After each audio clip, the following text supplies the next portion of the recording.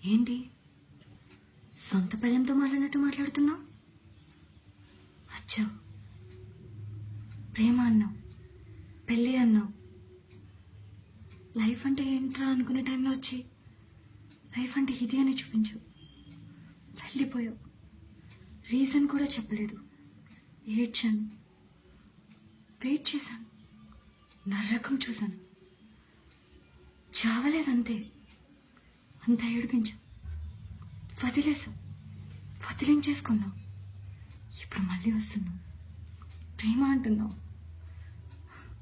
ఎలా నమ్మను నిన్ను?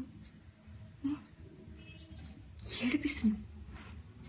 ఈసారేంటి చంపేస్తావా?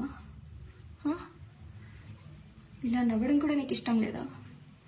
వదిలేయడం నీకు అలవాటు, వదిలించుకోవడం నాకు రాదు. నువ్వు నాకొద్దు. Hate you truly.